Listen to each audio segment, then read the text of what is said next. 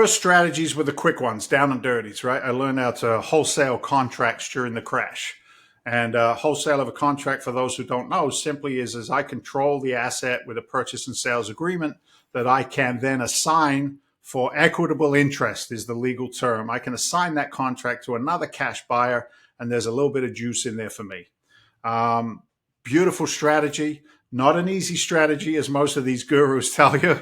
You got to understand construction numbers. You got to understand your after repair values. You got to know the business, and you got to build a strong network. And it takes a little bit of time for you to create momentum in your business. So we started there, $5,000, $10,000, $20,000 on a flip, on a contract, and then moving into flipping houses.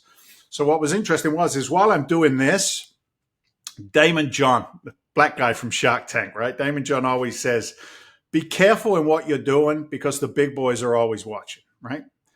Somebody's always watching you. If you don't pay attention to your business and your money, I promise you somebody else will. And I remembered that. And I was flipping a few houses, doing my thing. And then the educators that I learned from, they said to me, Dave, you're getting results, man. Why don't you come on in on the education side and teach? And I'm like, you guys are out of your trees, brother. There's no way I'm going to go up there and teach. I still got another $50,000 in credit card debt I'm trying to get rid of. I'm not going to stand on those stages and not be authentic. And they said, look, just teach what you know. Let the mentors that you've had be the guidance. He said, as long as you're comfortable in what it is that you're teaching and know that it works, then go for it. And I found a new niche, man. There was something about being a platform speaker, education trainer that was so powerful because you would see these people and you'd see the results and you could just enjoy influencing and helping people along. And that then grabbed the attention of the TV shows. And there's a guy out there who started ClickFunnels. I'm having a brain fart. I can't remember his name right now. Russell Brunson. Russ Brunson. So yeah. Russ Brunson was part of a little crew that was running around back then. It was Gary Vaynerchuk, Russ Brunson. There's a few other players back then. And I'm kind of on the periphery. They knew me. I kind of knew them. And Russ Brunson sends me an email. And the email was, Dave, you're a funny bastard. I know these guys are trying to start a TV show again. You're flipping houses in Boston with some of your firefighter buddies. You should apply. And I sent in a vanilla application, loaded it with profanity to make sure everybody read it, right? Like bad, like my grandmother was turning over in her grave.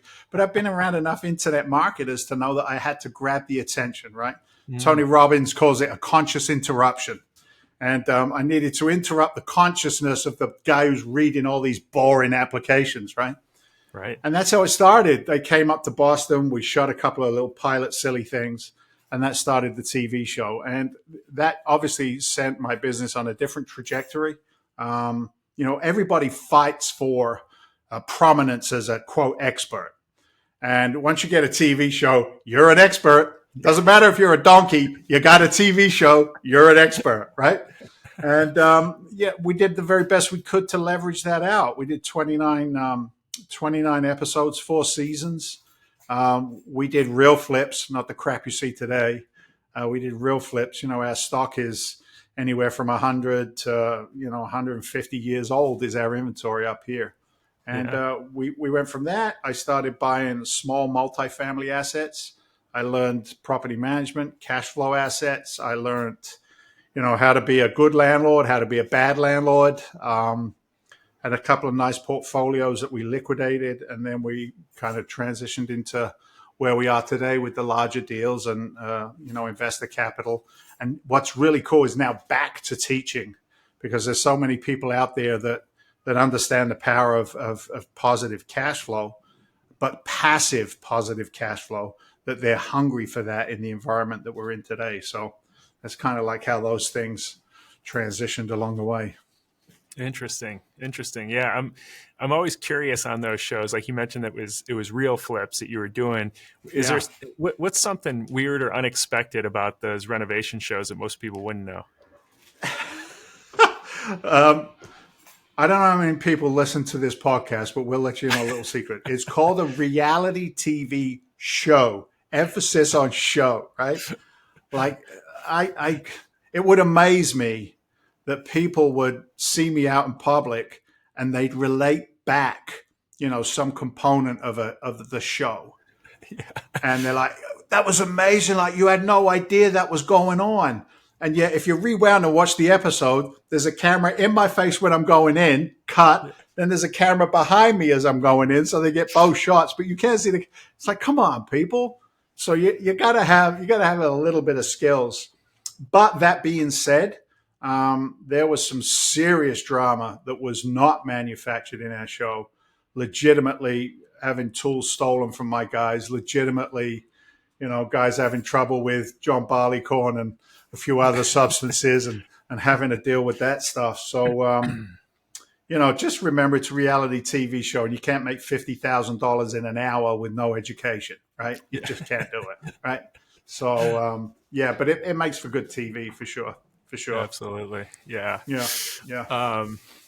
Well, that's awesome. Yeah. I mean, I can see how that became a platform then to continue to grow. And I think that's so smart of you to continue to grow from there and leverage that, where I think a lot of people are like it stuck in like, that was the thing I did. And that's the only thing I've ever done, and so I'm curious now today, like you've grown a much larger real estate business. It looks like you guys focus on building and developing larger multifamily projects.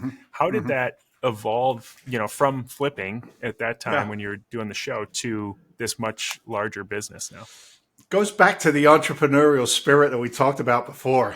Just because I'm making money, if I'm bored, I'm not going to do it well. It's been bizarre, brother. It's almost like a 5 to 7 year itch, right? Okay. And it's not like I walk away from past experiences, but they set up a platform for the next challenge going forward. And to be frank with you, I'm never going to retire. As long as I can run a computer and flap my gums, my goal is to do a little bit of business. But what happened is, during the COVID crisis, my lending business was firing, my speaking business was firing, my real estate stuff was going strong. And then COVID comes in and that obviously smashes everything and like shakes it up. All the wheat and the chaff are separated, the amateurs are removed. And, what's next? And I reached out to a partner of mine, my partner today, a gentleman by the name of Walter Novicki, Major Walter Novicki, retired. And he had been doing some smaller development work down in Southwest Florida where he lives. And I'm like, and he's my age, we're in our late 50s. I think Walter just turned 60. And we've seen some stuff. We've done some stuff. And I'm like, what's next, brother? What are we doing? Like, I don't know what to do. I hate being untethered. And he just said, he'd done some existing structures, multifamily, a little bit of commercial, some mixed use, some development. He said, why don't we raise some money? He said, let's raise some money. We'll partner up on it. And, that's how that began to manifest into where we're at today.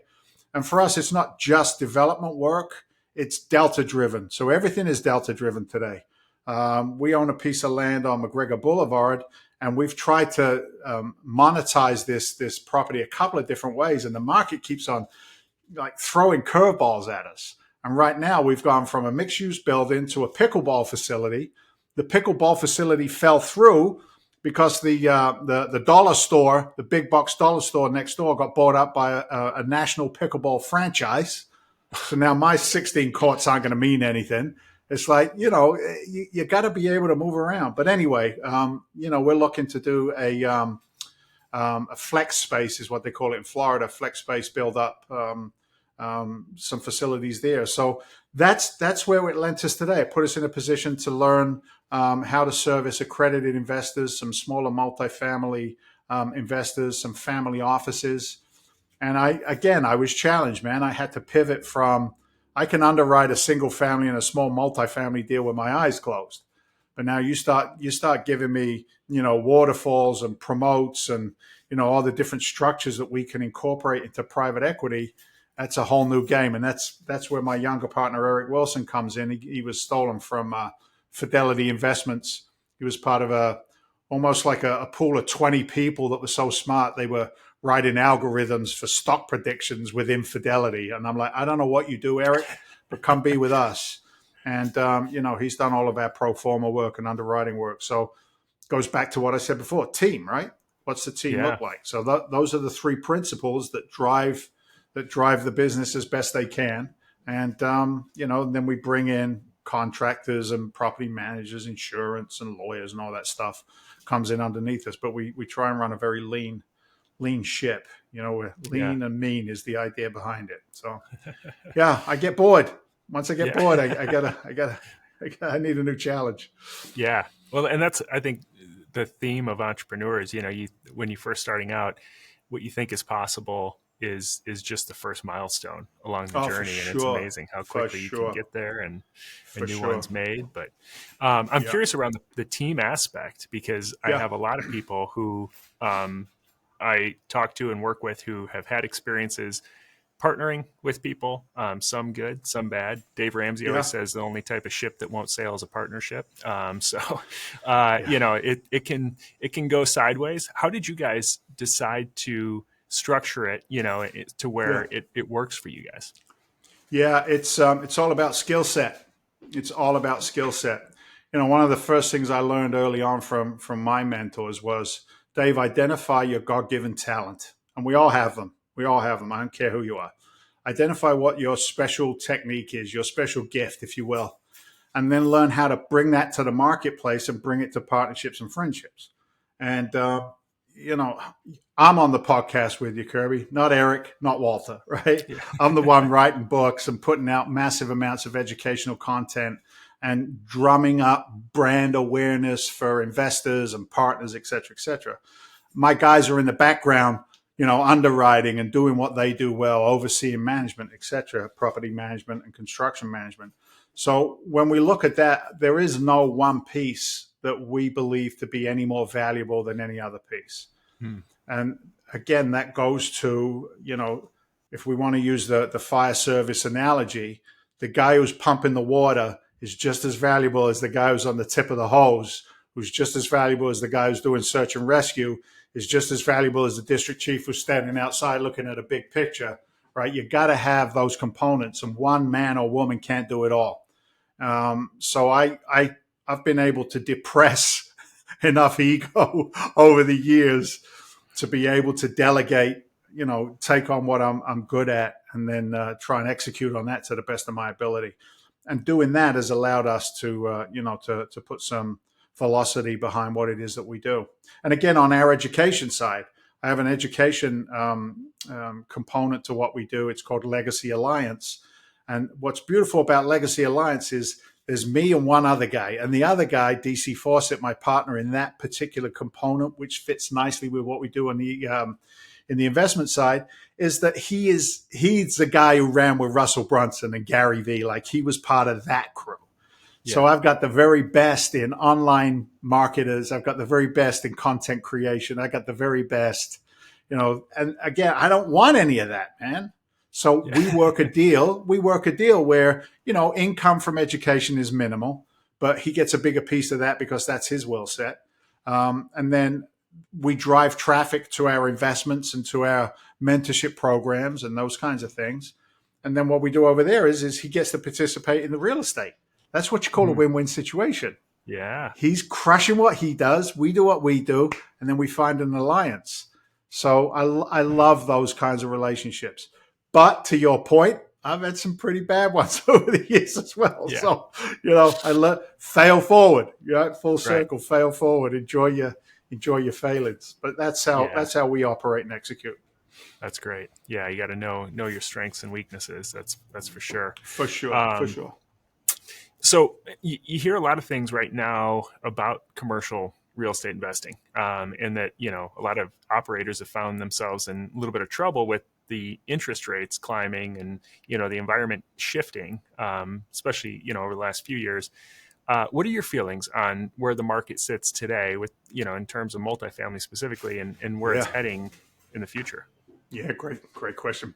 Here's my advice. Buckle up, buttercup. Here we go. That's it. That's really it. So there's, I think the last count we took was somewhere around $1 trillion in commercial real estate loans that are going to reset 25 through 27. There's going to be a massive hit. Now, I can't control what happened in the past, but preparedness for opportunity, some people call that luck, right? Prepared for the opportunity in front of you. So we're focusing on the preparedness for what's next, which is really what Legacy Alliance is also focused in on, is training enough people to understand what the market's doing in the multifamily arena, and then looking for those JV opportunities if they don't want to do the deal on their own. We think there's going to be enough distressed asset paper, smaller assets that 25 to 55 unit complex in the right market that can no longer absorb those interest rate resets.